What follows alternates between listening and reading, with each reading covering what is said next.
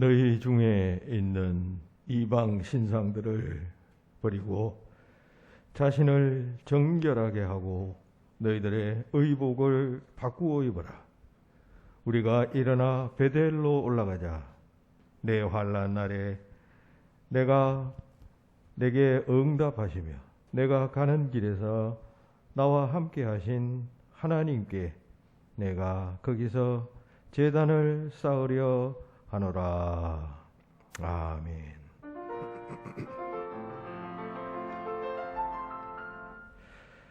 광야같이 거칠고 험한 세상에서 방황하던 저희들 주일을 맞아 성전으로 나왔습니다.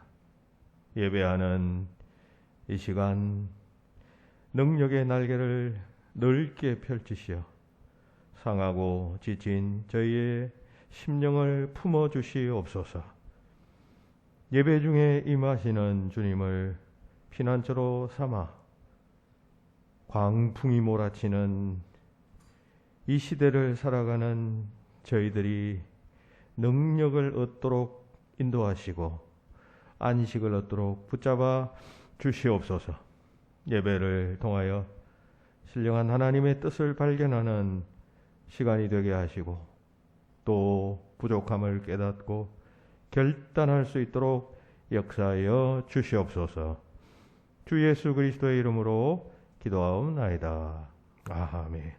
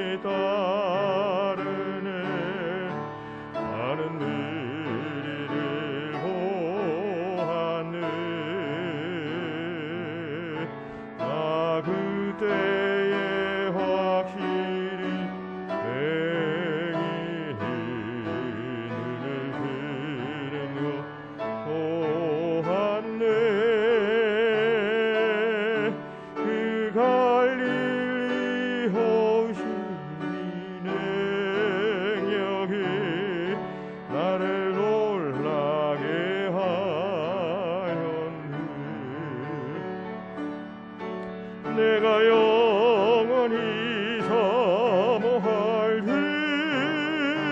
주님 참 사랑과 은혜 넘쳐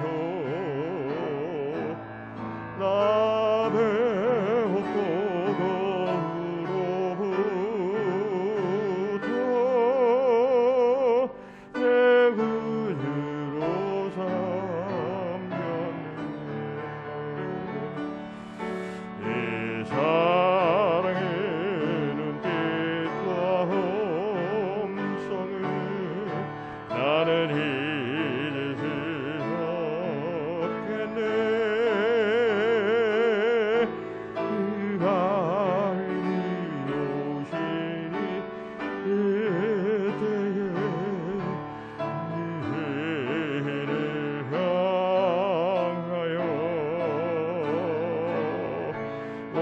자국난 외손과 혁을 보이시면서 하신 말 내 지은 주의 사에 하실 때 나의 죄짐이 불렀네 내가 영원히 사모할 주님 참 사랑과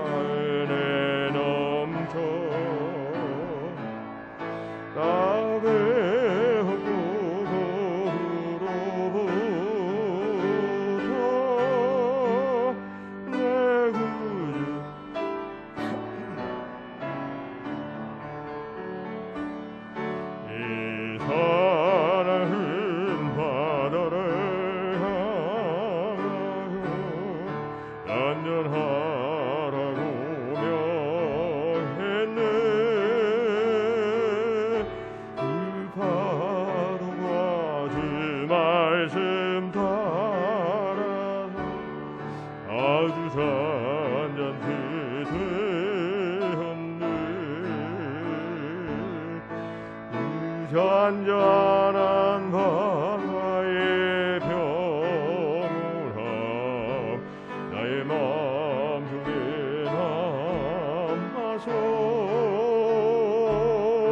그 갈릴리 오신 내 맘에 항상 계시기 원하니.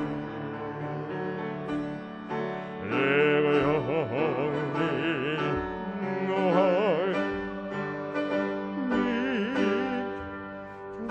참사랑 은혜 넘쳐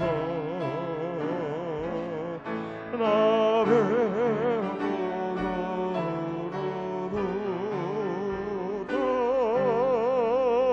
내 그대로 산디.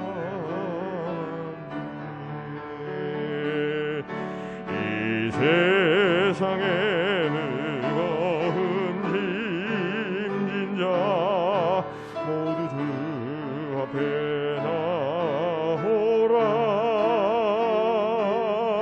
그 놀라운 은혜를 받아서 마음의 평안을 얻어라. 이께서 명하신 법을 힘써 전하며 살 동안 그 갈릴리 오시니 내 맘에 항상 계시기 원하네.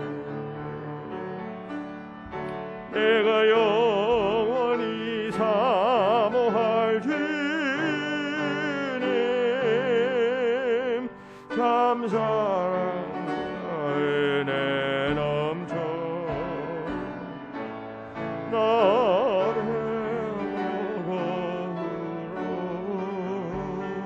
배고로부터 내 구주로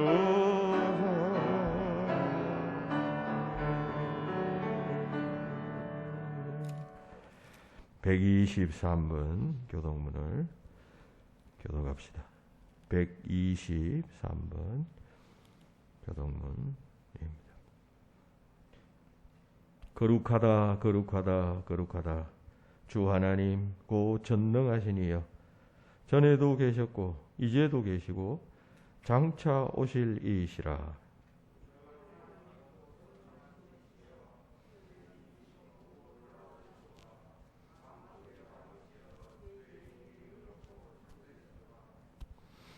주여 누가 주의 이름을 두려워하지 아니하며 영화롭게 하지 아니하오리까.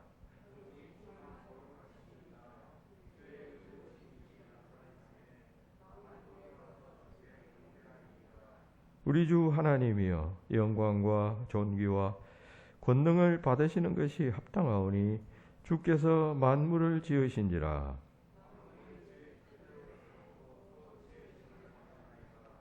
보좌에 앉으신 이와 어린 양에게 찬송과 존귀와 영광과 권능을 세세토록 돌릴지어다.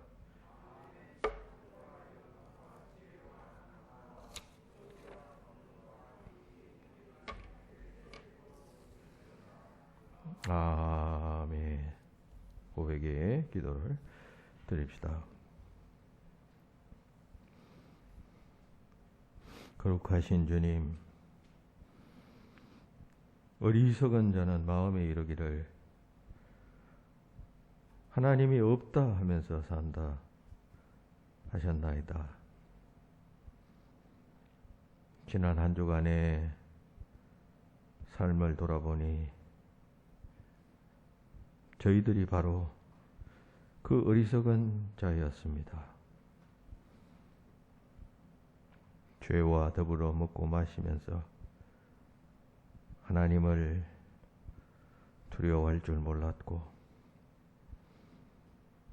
욕정을 따라 세상 길로 내달리며 하나님이 어디 있느냐 하면서 죄악 중에 거했던 삶이었습니다.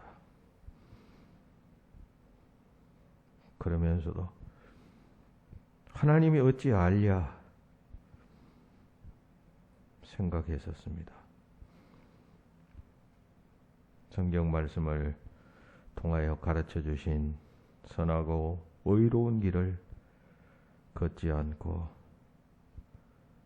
세상 사람들이 걸어가는 길들을 생각 없이 따라갔던 지난 한 주간의 삶이었습니다.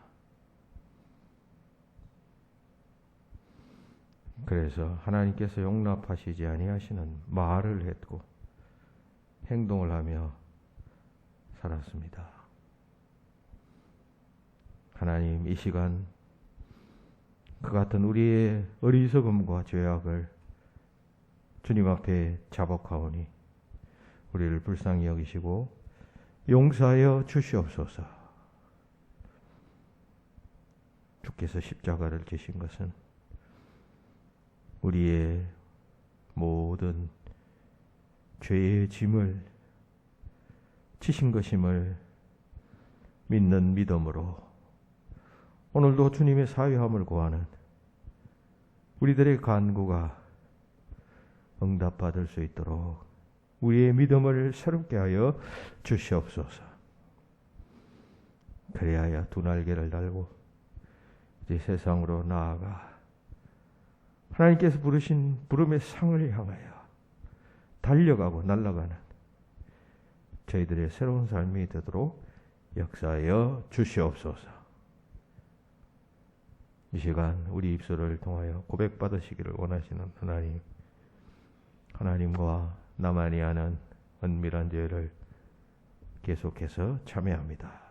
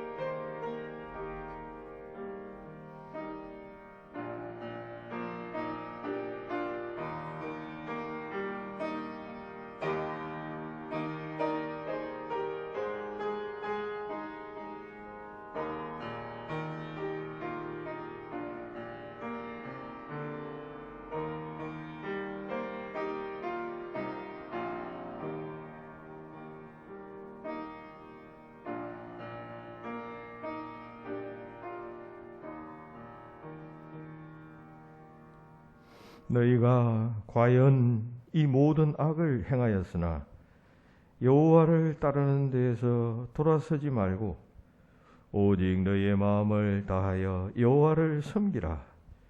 여호와께서는 너희를 자기 백성으로 삼으신 것을 기뻐하셨으므로 여호와께서는 그의 크신 이름을 위해서라도 자기 백성을 버리지 아니하실 것이라. 아멘. 나는 전능하신 아버지 하나님 천지의 창조주를 믿습니다. 나는 그의 유일하신 아들 우리 주 예수 그리스도를 믿습니다. 그는 성령으로 잉태되어 동정녀 마리아에게서 나시고 본디오 빌라도에게 고난을 받아 십자가에 못 박혀 죽으시고 장사된 지 사흘 만에 죽은 자 가운데서 다시 살아나셨으며 하늘에 오르시어 전능하신 아버지 하나님 우편에 앉아 계시다가 거기로부터 살아있는 자와 죽은 자를 심판하러 오십니다.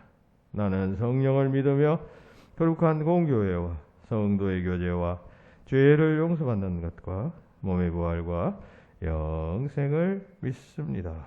아멘. 다 같이 중보적 기도를 드리겠습니다.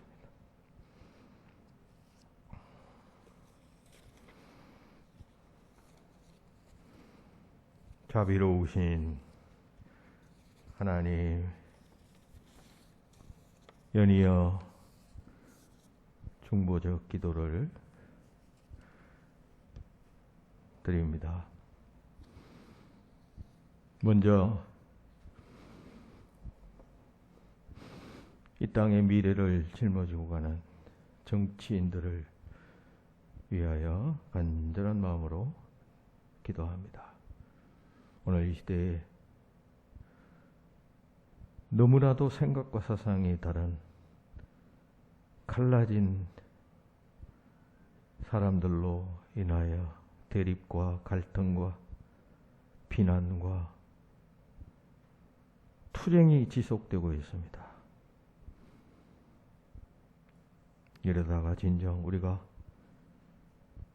무엇이 중요한지, 지켜내야 할 것이 무엇인지 조차 망각하고 착각할 때가 많습니다.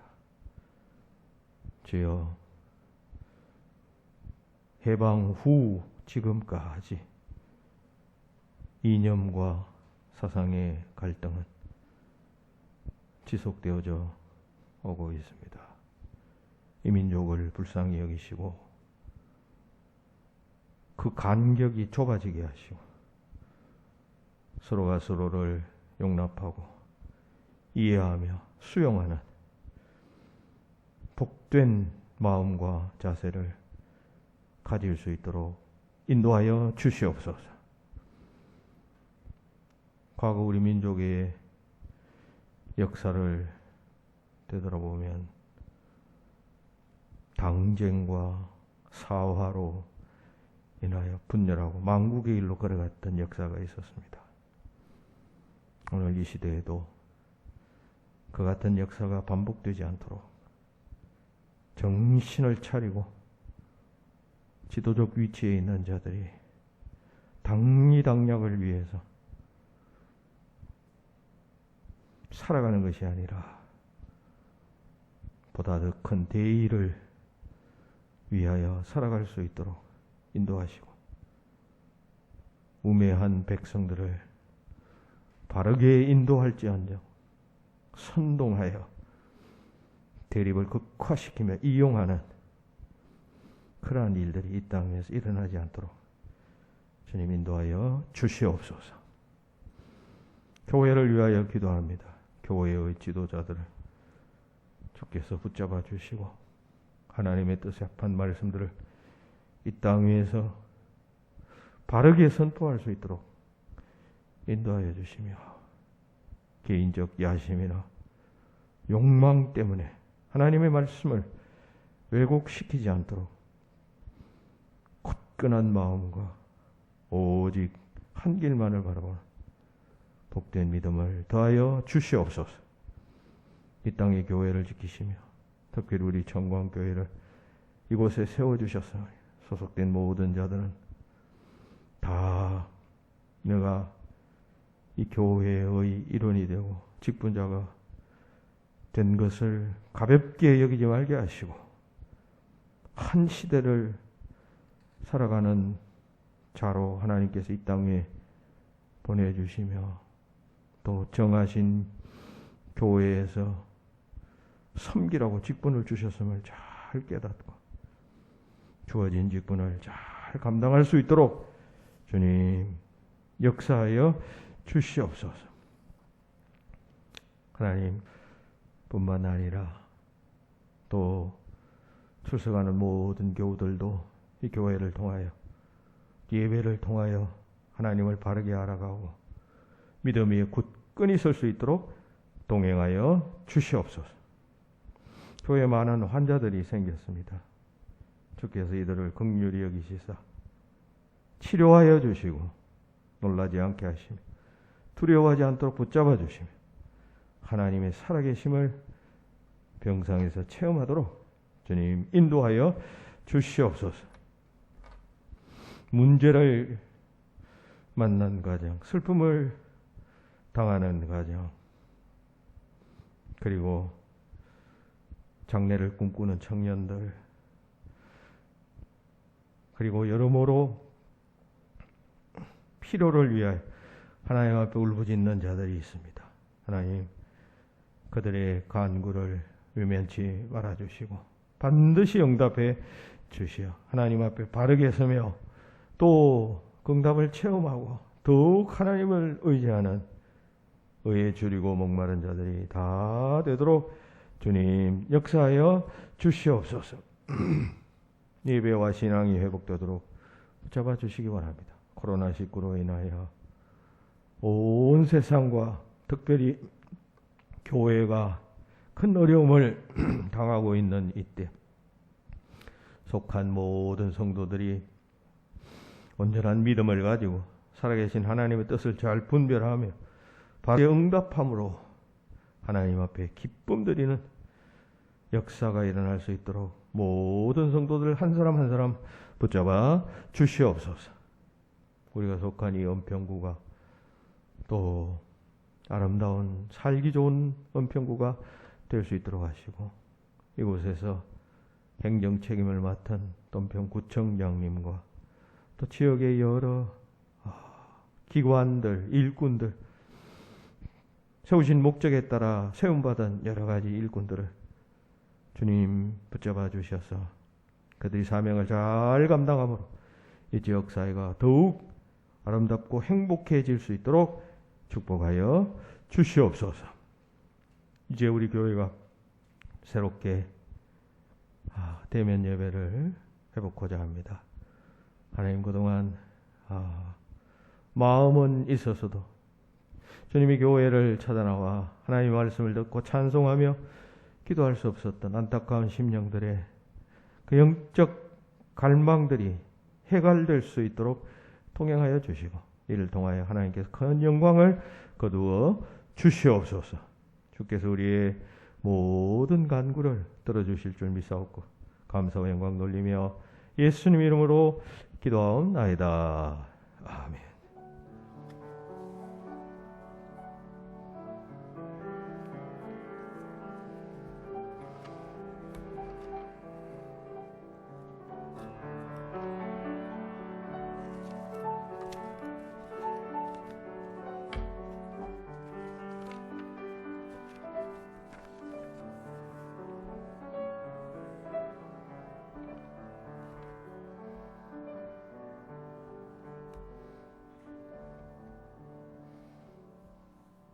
마태복음 5장 9절로 12절입니다.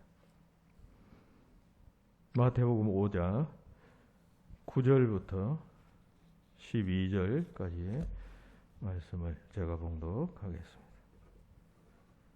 화평하게 하는 자는 복이 있나니 그들이 하나님의 아들이라 일컬음을 받을 것이며 의를 위하여 박해를 받은 자는 복이 있나니 천국이 그들의 것임이라. 나로 말미암아 너희를 욕하고 박해하고 거짓으로 너희를 거슬러 모든 악한 말을 할 때에는 너희에게 복이 있나니 기뻐하고 즐거워하라. 하늘에서 너희의 상이 큼이라. 너희 전에 있던 선지자들도 이같이 박해하였느니라. 아멘.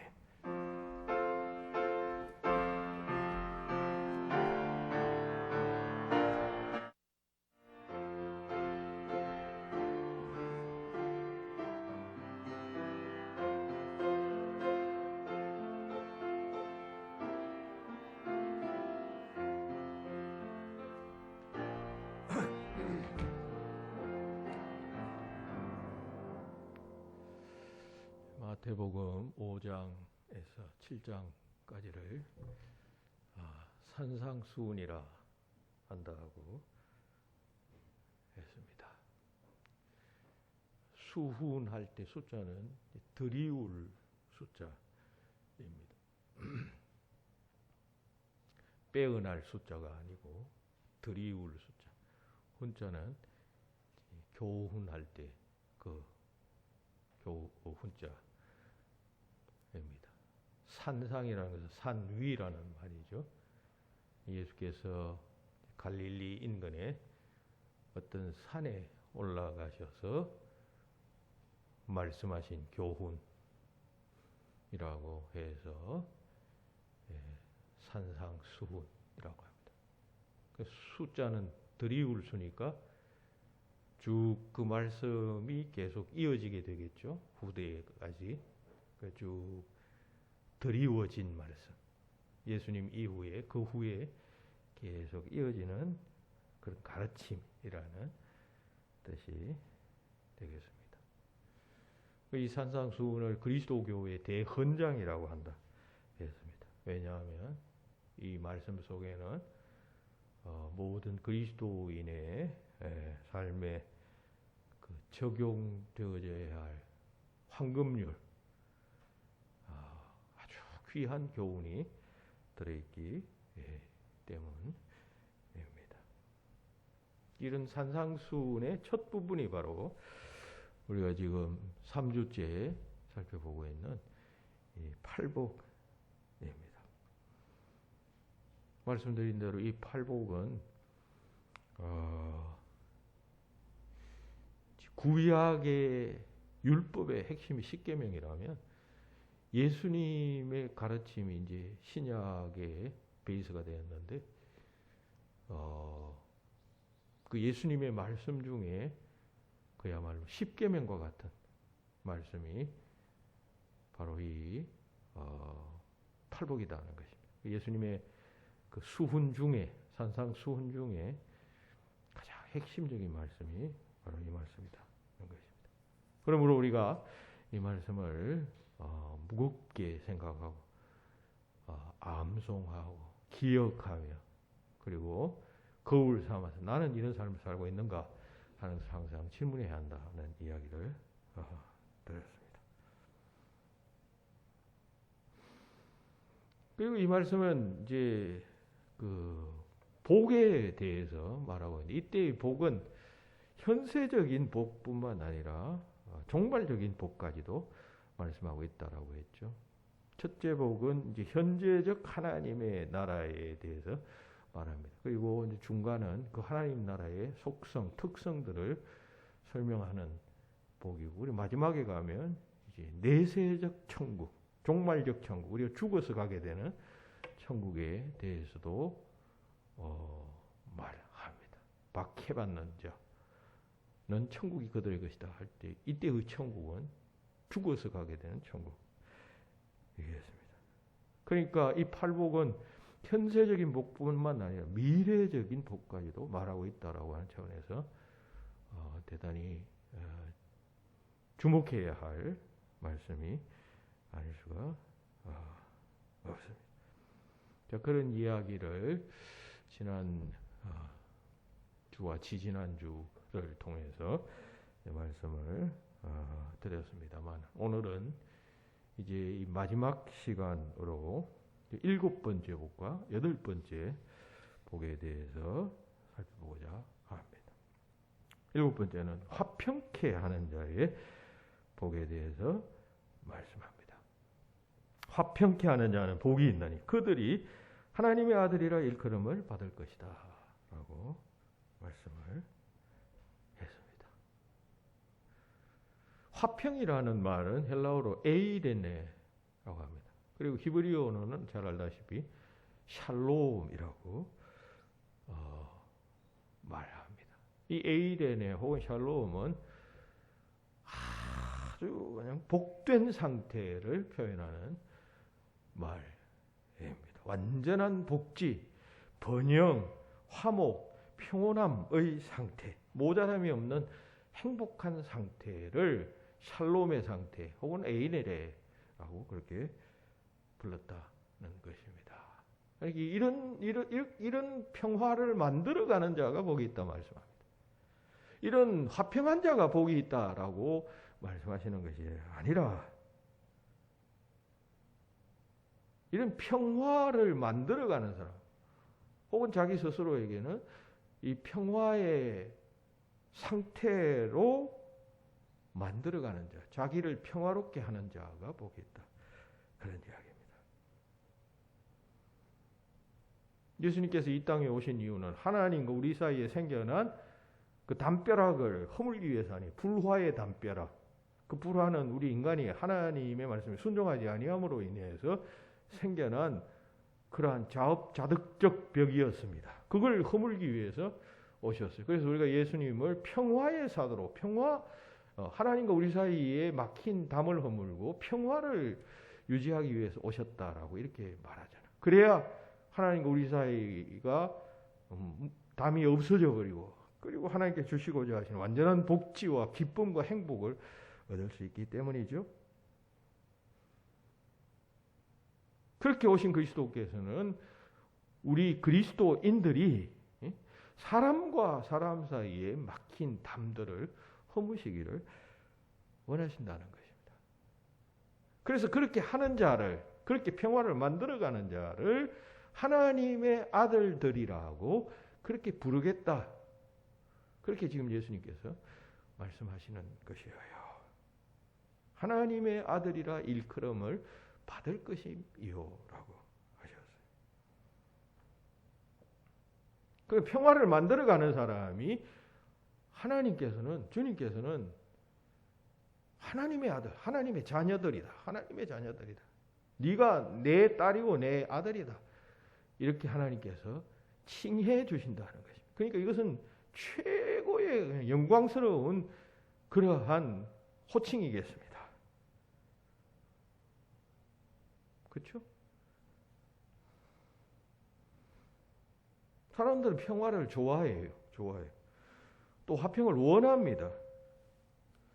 하지만 평화를 만드는 자는 되지 못하는 경우가 굉장히 많습니다.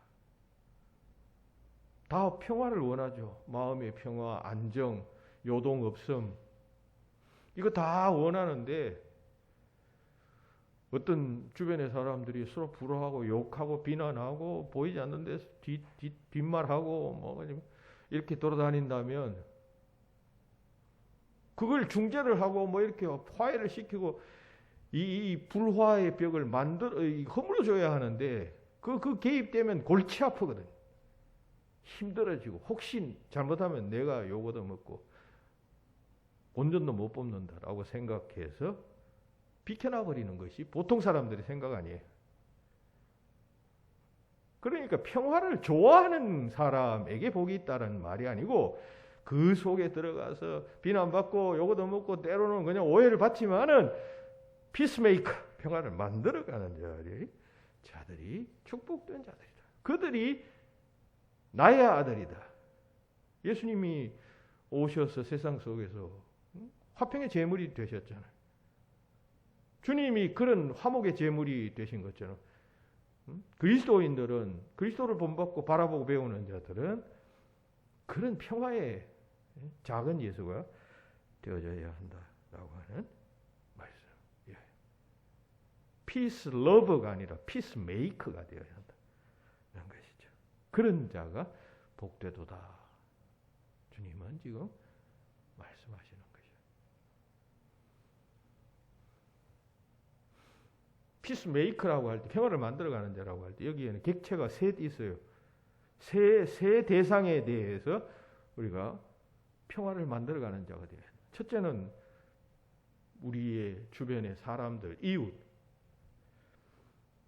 형제 자매, 교회로 치면 나 아닌 다른 교우들에게 평화를 만들어가는 사람이 되어져야 합니다. 사람은 근본적으로 불화하는 존재예요. 여러분, 우리 창세기 한번 읽어봐요. 최초의 인간에게서 태어난 첫 번째 아들 가인이 가장 가까워야 할 동생을 죽이잖아요. 그런 불화의 역사가 시작됩니다.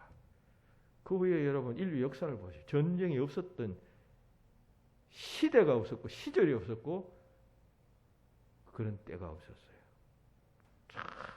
죽이고 갈등하고 싸우고 의견이 갈리면 힘으로 누르고 성자의 역사, 세상의 역사는 약자는 죽고 지면 뭐 사라져버리는 것이 그런 역사는 남아있지 않아요. 다 성자의 역사. 그만큼 인간은 아주 그냥 인간을 비롯한 모든 동물들은 다 그런 공격적 본능을 가지고 있어요. 그래서 나 아닌 타인에 대해서 평화를 유지할 수 없는 존재가 된 것입니다. 아마 그것은 아담 이후에 내려온 인간의 원죄 때문에 그럴 것입니다. 그런 세상 속에서 그리스도께서 화평의 제물이 되어진 것처럼 그리스도인들은 화평의 제물이 되기를 주님께서 원하십니다. 아직도 여러분 많은 장벽들이 있죠. 뭐 남녀 간의 장벽, 뭐 인종 간의 장벽, 빈부의 장벽. 이거 다 화평케 하는 자가 복이 있다라고 주님은 말씀하십니다. 여러분들 진정 그리스도인의 삶을 살기를 원하신다면 그런 자가 되어야 그 사람이 진정 그리스도인이지 딴 게 그리스도인이 아니죠. 화평을 만들어가는 자가 되려. 두 번째는 자기 자신과의 평화를 만들어가는 자입니다. 이게 무슨 말이냐 하면 사람은 자기가 속으로 생각하는 것과 겉으로 살아가는 삶이 아주 다를 수가 있어요. 그죠? 그럼 여기서 제가 겉으로 여러분들 볼 때는 다 뭐 훌륭한 사람들이 다 주일날 되면 교회 가서 예배 드리고 해야 된다 해서 다 나오신 거잖아요. 근데 여러분 속은 제가 지금 다 들어볼 수 없어요. 그런데 뭐 저를 비롯해서 다 이 드러난 나와 내 속의 나 사이에 갈등과 싸움이 있어요. 그죠? 내 마음은 이걸 원치 않는데 사회적 요구와 시선들과 그리고 관행들은 이렇게 하라라고 명령하면 여러분 속은 하기 싫고 겉으로는 또 해야 되고 하니까 싸우잖아요. 그게 갈등이에요. 나와의 싸움이에요. 그 나와의 싸움에서 그 싸움을 중재하고 그리고 드러난 나와 내 속에 나의 요구들을 한 발씩 물러나게 하고 해서 이 화합하고 이끌어가며 그리고 바른 길을 가도록 만드는 것. 이게 나에 대한 피스메이커. 예요. 나를 평화롭게 만드는 자가 되어야 된다. 로마서 7장 23절로 24절에 보면 유명한 바울의 고백이 있잖아요. 내 지체 속에 다른 한 법이 내 마음의 법과 싸워서 내 지체 속에 있는 죄의 법이 나를 사로잡는 것을 보는도다. 내 속에 있는 죄의 법이 이 나를 사로잡아서 나를 그냥 그 죄의 구렁텅이 속으로 빠져들어가게 하고 있다. 오호라 나는 곤고한 사람이라. 아 나는 정말 형편없는 인간이구나. 그런 뜻입니다. 이 사망의 몸에서 누가 나를 건져내랴. 두 자의 불화를 표현하는 말이에요. 바울이 그랬다면 우리는 두말할 것도 없겠지. 우리 내면에서 일어나는 욕망 혹은 또 뭐 동료, 전쟁 이런 것들이 있죠. 이걸 진정시켜야 하잖아요. 여러분 우리 속에 일어나는 욕망과 본능을 다 표현하면 여러분 다 감옥 가죠 여기. 내 마음대로 하고 내 마음대로 그냥 말하고 행동하고 해봐요. 원하는 대로 다 해봐요. 다 감옥 가요. 다 감옥 가요. 못하게 해야 된단 말이죠. 태어나자마자 우리는 슈퍼자라고 하는 이 사회에서 요구하는 인간에 대한 교육을 받죠. 그래서 마음대로 생각대로 표현을 못해요. 하게 되면 큰일 나요. 그거 억제하도록 만들잖아요. 그 둘 사이에서 우리가 갈등하잖아요. 하기는 하고 싶은데 못하게 하니까 하나님은 지금 이렇게 하라 하는데 나는 이렇게 하고 싶은데 지금 싸우잖아요. 그럼 그 두 싸움에서 나를 평화롭게 만들 수 있는 피스메이커가 내가 피스메이커가 되어야 된다. 그런 이야기입니다. 뭐 교회 가기 싫어. 그런 마음의 내면의 욕구가 생깁니다. 또 한쪽에서는 그래서는 안 돼. 그래도 가야지. 주님의 교회, 주님께서 나를 구원하시고 피 흘리시고 값주고 사신 이 교회, 그 중에서도 이 청광교회 어떤 이유에서든지 그냥 여기 그냥 내가 엮인 바 되어지고 여러분 인간의 삶이라는 것은 한시 한순간도 인간 마음대로 되는 게 없잖아요. 다 무엇인 하나님의 섭리에 의해서 엮여진 것인데 그 섭리를 생각하면 내가 가야지. 이 욕구와 하나님으로부터 오는 그런 성령의 생각과 인간의 생각이 싸우잖아요. 그 싸움에서 평화를 이루어 주어야 한단 말이죠. 그런 자가 복되다. 그런 자가 하나님의 아들이라 일컬음을 받는다. 말씀. 셋째, 하나님이에요. 하나님과 우리 사이가 단절되었다 했죠. 불화했다 했죠. 이 불화한 하나님과 우리 사이 관계를 화목케 하시는 주체는 하나님이셔요. 그런데 그렇다고 인간들이 그냥 뒷짐지고 하나님 하실 일이니까 난 가만히 있어도 된다? 그러고 있으면 안 돼요. 여러분. 구원은 하나님께서 완전히 전적으로 하시는 영역이 있고 인간들이 응답해야 할 영역들이 있는 것이에요. 회개하는 것, 믿음 가지는 것. 여러분, 이것은 인간의 노력이 동반됩니다. 요구됩니다. 하나님이 전적으로 회개까지도 시켜주신다? 반쯤 그런 마음을 주시고 반은 우리의 의지에 의해서 하나님 내가 잘못했습니다. 이렇게 나가야 하는 거예요. 그러니까 인간에게 할 영역이 있다는 거죠. 그러니까 그런 차원에서 하나님과 화평한다 할 때 우리 쪽에서 해야 될 일이 있단 말이죠. 내 쪽에서 믿음으로 응답해야 하는 거죠. 결단하고 하나님의 의를 전적으로 받아들이는 그러한 역사가 있어야 하는데 그걸 평화라고 표현해 본 것입니다. 하나님과의 화평.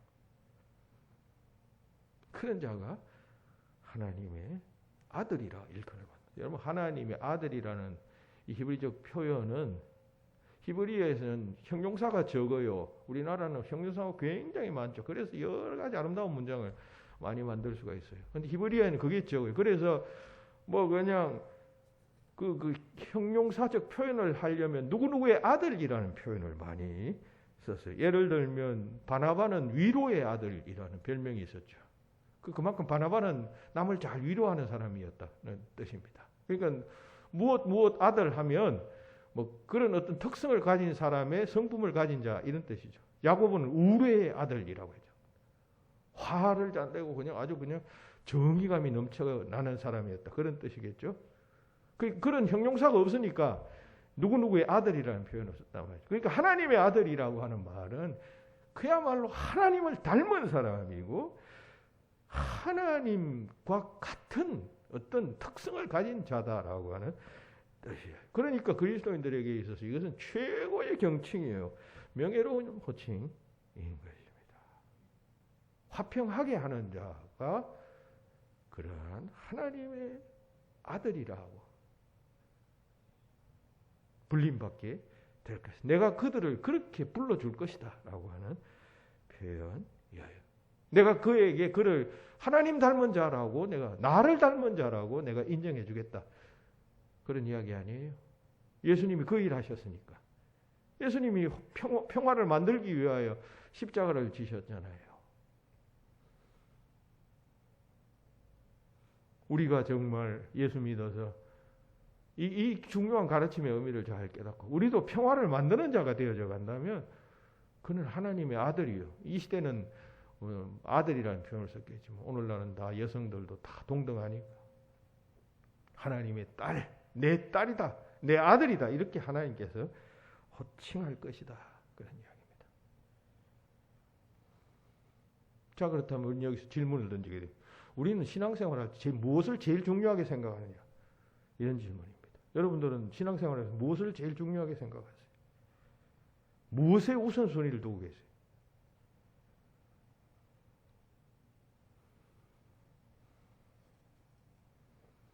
불화한 사람들을 화평하게 하는 것. 내면에 나와 드러난 나 사이에 평화를 만드는 그러한 피스메이커의 역할. 그리고 하나님과 화평하는 자. 그런 자가 되어야 합니다. 신앙생활의 제일 목표가 그런 높은 목표이게 될 때 그는 하나님의 아들이다, 하나님의 딸이다라고 하나님께서 인정해 주신다. 오, 그들은 복되도다. 주님은 지금 이렇게 외치시는 것이에요. 그런 자를 최고로 치신다. 그런 이야기이기도 합니다. 뭐 어떤 신앙이 최고입니까?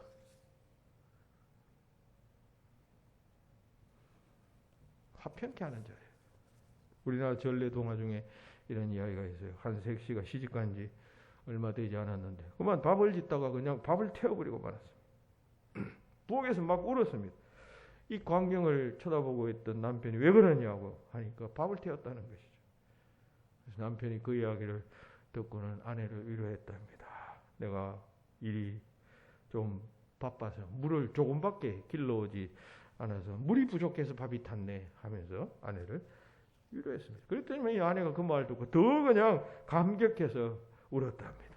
부엌 앞을 지나갔던 시아버지가 그 부엌 안에서 자기 아들과 며느리가 그냥 그러고 있는 모습을 보고 자초지종을 물어서 이유를 알았습니다. 그랬더니 이 시아버지가 하는 말, 내가 늙어서 근력이 떨어져서 산에 가서 나무를 많이 해와야 하는데 그리고 그것을 나무를 잘게 패야 하는데 잘게 패지 못하니까 나무 그냥 굵은 나무를 넣으면 화력이 세지잖아요. 화력이 세서 밥이 탔어. 내 잘못이야.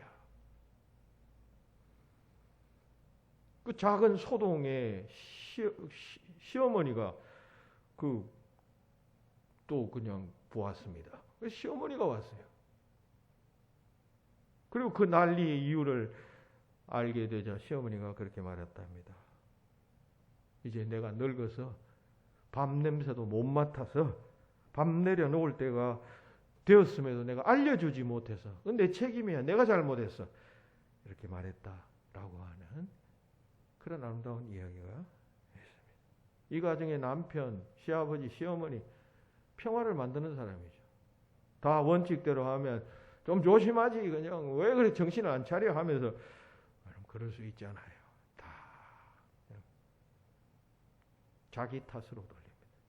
그래서 평화를 유지한다는 것입니다. 아름다운 이야기 아니에요. 이게 화평케 하는 자예요. 이런 자를 하나님께서는 하나님의 자녀라고 일컫습니다. 성경은 화평에 대해서 여러 군데에서 강조하지요. 여러분 산상수훈에서도 이제 이어진 산상수훈에서도 강조됩니다. 마태복음 5장 23절 24절에 보면 예수님께서 하신 유명한 말씀이 있잖아요. 예물을 제단에 드리려다가 거기서 내 형제에게 원망할 말을 만한 일이 있거든. 그 생각나거든. 그 예물을 제단에 두고 그냥 가서 내 형제한테 먼저 가서 화해해라. 그 후에 다시 예물을 드려라. 하셨어요. 이 이야기는 하나님께서 인간과 인간 사이에 불화한 상태에서 하나님 앞에 나와 뭐 그냥 제사 드리고 예배한다고 해서 그런 예배, 그런 내면이 청결하지 못한 예배를 하나님께서는 안 받으신다는 것 아닙니까? 예수님의 산상수훈은 율법의 내적 해석이라고 했죠. 유대인들은 외적 청결만 유지하면 청결한 자였어요. 속은 무슨 생각을 가지고 있든 안식일날 예배당에 나와서 성전에 나와서 그냥 정한 규정대로 뭐 제물을 바치고 뭐 손을 씻고 등등 율법의 규정을 행하면 그는 청결한 자라고 보았지만 예수님은 그런 청결을 말씀하시지 않았다 그러죠. 너희 심령 안에 청결한 자가 복이 있다라고 말씀하셨다라고 지난 시간에 말씀드렸잖아요. 내면의 청결.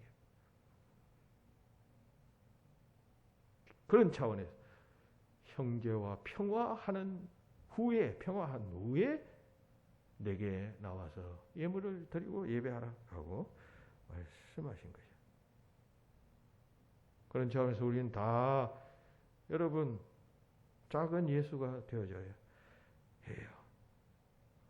예수님은 세상에 오셔서 이 죄 많은 인간들을 구원하기 위하여 화목제물이 되셨어요. 그럼 우리 그리스도인들은 그 예수님을 바라보고 배우고 본받는 자 아니에요? 그러면 여러분 예수님이 그 일이 제일 중요한 일이었는데 우리도 당연히 그거 배워야죠. 그거 따라가야죠. 우리가 그러면 인류의 죄를 위해서 대속할 수는 없잖아요. 우리 인간은 그런 존재는 아니잖아요.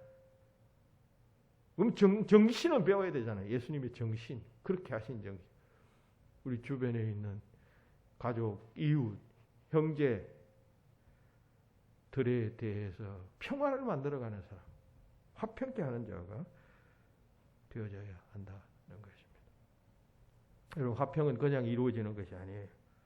희생의 대가를 반드시 요구합니다. 그죠? 평화 만들려면 그 평화를 위해서 여러분 다른 그 어떤 것이 대신 희생되어져야 해요. 그죠? 내가 어떤 사람과 불화하면 어떤 의견 대립 때문에 불화한 것 아니에요. 그러면 그 평화하려면 내가 어느 정도 양보를 해야 돼. 내가 손해를 봐야 평화가 유지되는 것이에요. 그래야 그 사람이 납득하고 받아들이죠. 내 주장할 것 다 하고 나는 물러설 수 없어 하면 계속 대립과 갈등은 유지되는 것이죠. 내가 손해봐야 하는 거예요. 내가 욕먹어야 하는 거예요. 그러니까 둘 다 못하겠다 하면 그 중간에 끼인 사람이 그 화목을 만들어가는 사람이 손해를 봐야 해요. 욕을 먹는다든지 책임을 진다든지 희생한다든지 그래야만 평화가 이루어지는 것이에요. 하나님의 자녀들은 이렇게 평화를 만들어 가는 자입니다. 주님께서는 이런 자를 하나님의 자녀, 하나님의 아들이라고 일컬어진다는 사실을 언제나 기억하십시다. 오늘 교회당 나가면 내가 피스메이커로서 역할을 할 곳이 어디인가 설교를 들었으면 머릿속에 이제 떠오르는 분이 있을 것이야. 가정에서, 직장에서, 혹은 내 이웃과에서, 어떤 문제가 있는 공동체에서 내가 피스메이커, 평화를 만드는 자가 되리라. 예수님께서는 이런 자가 복이 있다 말씀하셨으니까요. 내가 이런 평화를 만드는 자로 살아갈까 결단할 수 있어야 하겠습니다. 오늘 이 한 가지만 말씀드리겠습니다. 원래는 두 가지를 말씀드리려고 왔었는데 오늘부터 3부 예배가 시작되기 때문에 시간이 촉박해서 한 가지만 말씀드리겠습니다. 돌아가셔서 언제나 나는 피스메이커로 부름받고 있다 생각하시고 그 사명을 잘 감당하시고 하나님께로부터 너는 진정 나의 아들이다, 나의 딸이다 인정받는 여러분들 다 되시기를 주의 이름으로 축원합니다. 기도합시다. 하나님 은혜를 감사합니다.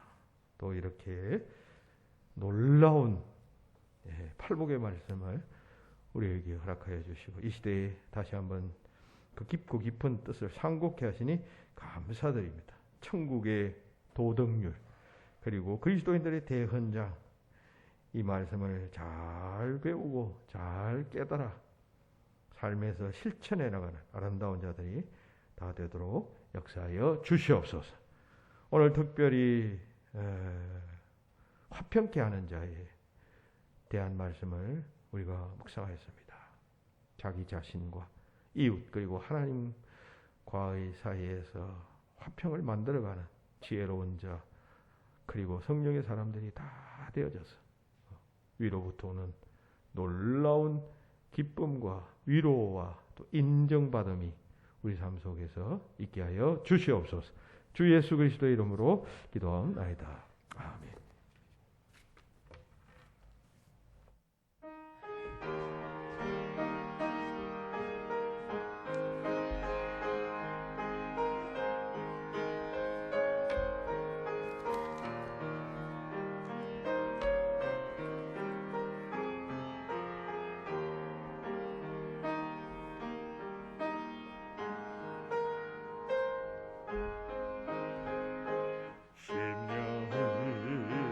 가난한 영혼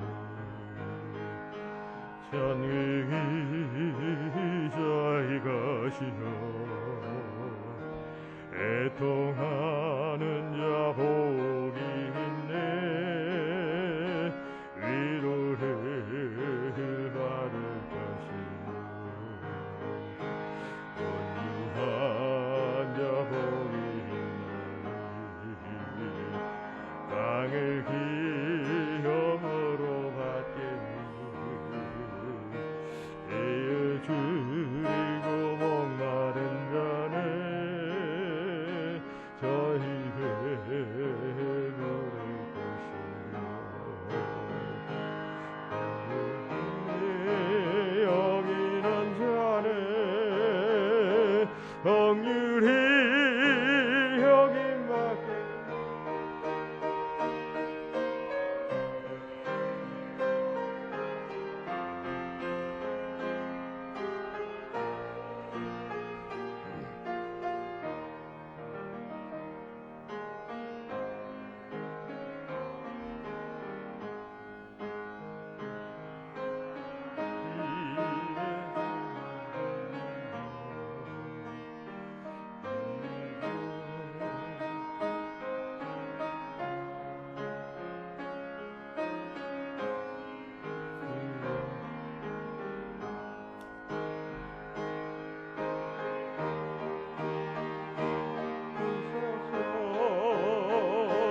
내게 복 받기 원하네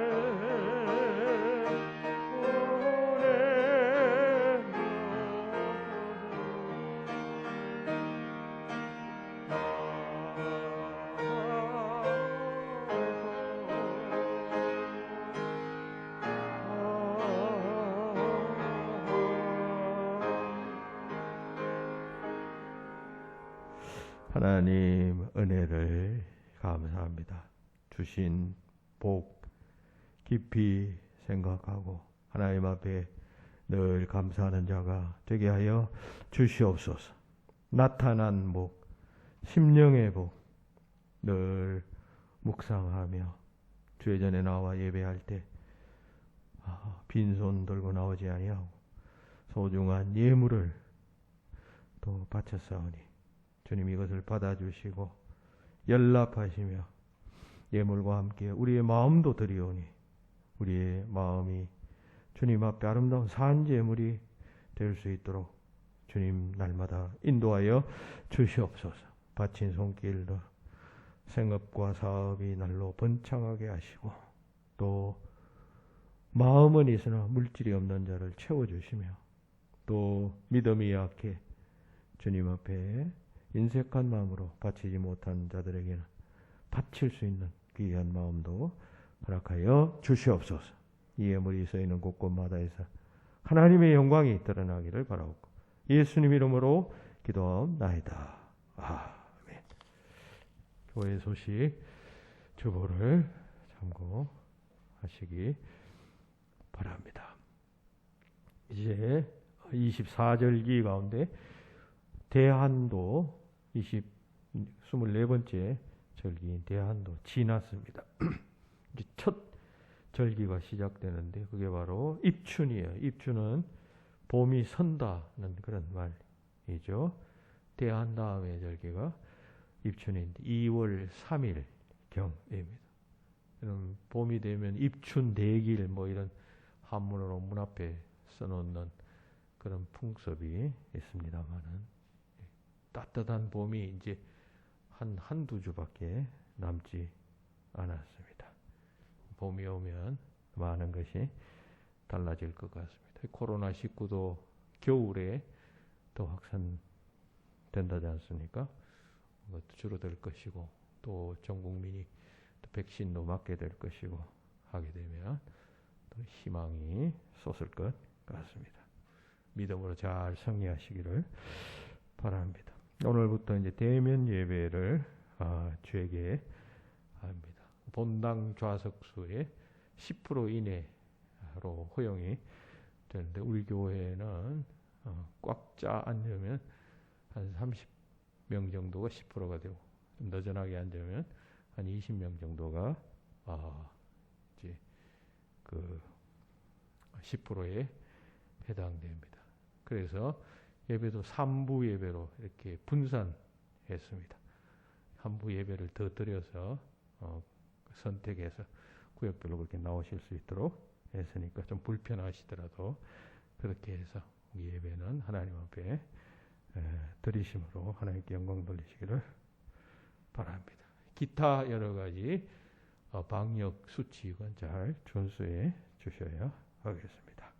교회 학교도 마찬가지겠습니다. 매주일마다 성경 퀴즈 문제가 나가고 있습니다. 성경 퀴즈 문제 작성하셔서 기한 내에 제출하시면 채점해서 연말에 시상하도록 하겠습니다. 동참하시기 바랍니다. 이세희 권사님이 지난주에 대퇴부 골절상을 입어서 수술을 잘 마치고 퇴원했습니다. 김선옥 권사님도 그동안 발목 골절로 인해서 이렇게